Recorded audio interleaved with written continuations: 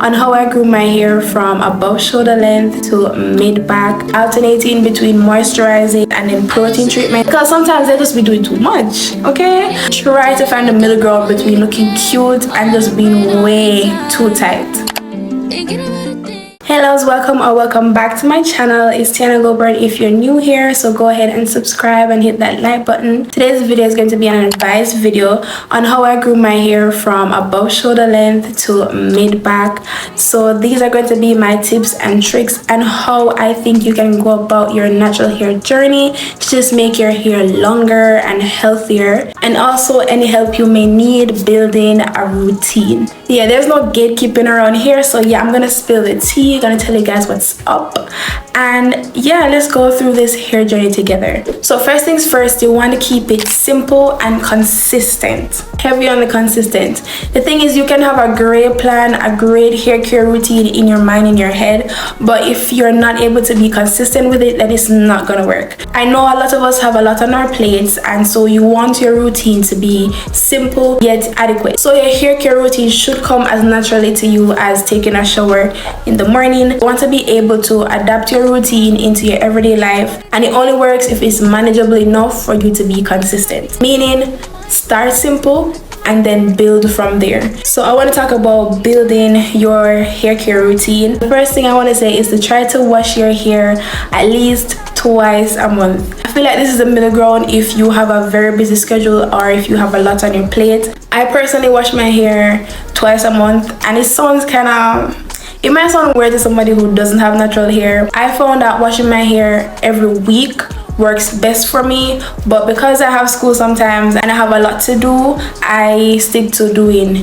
twice a month. So you want to wash your hair at least twice a month. Keeping your scalp clean is so important, especially if you use heavy products on your hair or styling products.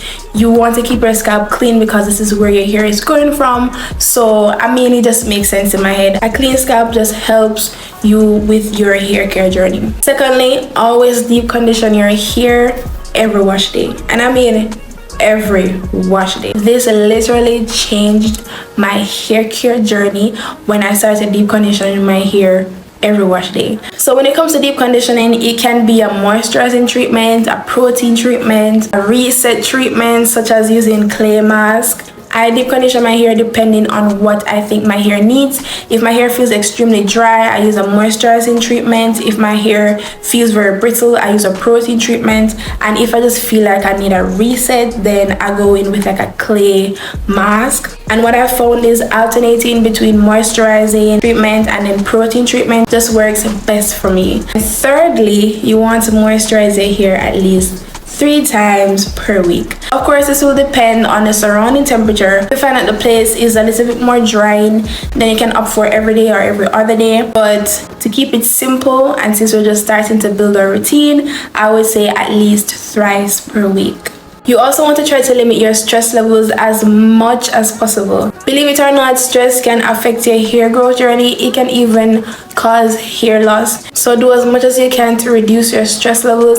And I know it can be a lot at times, but you need to take a day to relax or take some time to sort out what's bothering you, because this does indeed affect your hair growth journey. And here aside, you want to also do this for you, okay? Stress does not look good on anyone, and I would not want it for anyone. The next thing I'd recommend is using satin pillowcases, scarves, or satin bonnets. I think this material is so good for your hair. I found that it reduces frizz and breakage and just helps to keep that moisture in while you're going to sleep at night. You want to give your hair a break sometimes, so trying protective styles is a good way to go. It helps to keep your hair moisturized, and I find that it's just less maintenance. Now, I'm not saying not to let your hair out or try those really cute hairstyles, but a break is needed at times, and protective styles I just think are the way to go. And tugging at your hair every day for every month can be a little stressful for your hair. And when I say protective, I mean actually protective. It's not giving you a headache,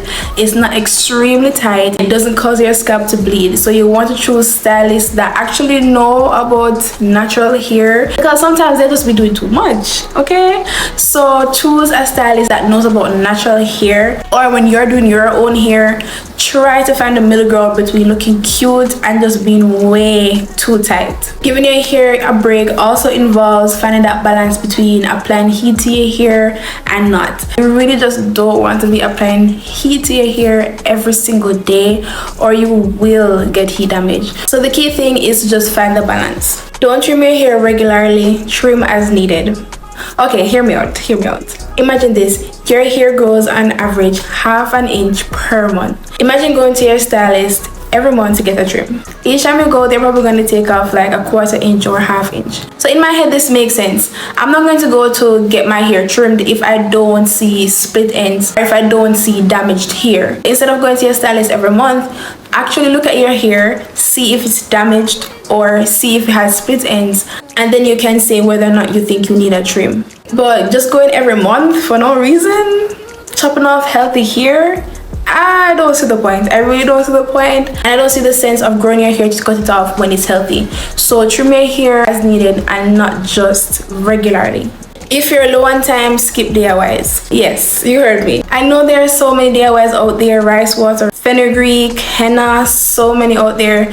But the thing is, if you are actually busy, don't let your schedule be an excuse to not take care of your hair. There are so many ready-made products out there for you. I've seen bottled rice water, I've seen bottled aloe vera gel. These are all things that you can buy at the store and use for your hair care journey. So if you're really busy and you just can't find the time to do all these DIYs, I would say just grab a product, girly. Like, just grab them, okay? An alternative to buying these products is just to batch create. My sister does this, so she'll make her hair mask, she'll blend avocados and other things together and put them in the freezer so that whenever she's ready for a wash day, she can just go ahead, thaw that out and use it. So that's an alternative to buying the products. And also, if you just don't always have the time, seek professional opinion, especially if you have scalp issues. Sometimes we just need to see a professional who's had experience with hair care and can cater to you, because at the end of the day, the advice that I'm giving you are just things that have worked for me personally. So I think that seeking professional opinion can be very helpful as well. And with all that said, when should you start your hair care journey? I would say to start now. Watching this video is definitely a step in the right direction, but trust me, you learn as you go. Everyone's hair is different, and what might work for me might not work for you. So there's going to be a lot of trial and errors. It's called a natural hair journey for a reason, honey. So be encouraged, and if you have any questions, feel free to ask in the comment section below. I'll be more than happy to respond. And that's all the tips that I have for you guys today. I hope this was helpful. I hope I provided some insight for you guys. If you like this video, go ahead, hit that subscribe button, and also like and leave a comment. I'll see you guys in the next one. Bye.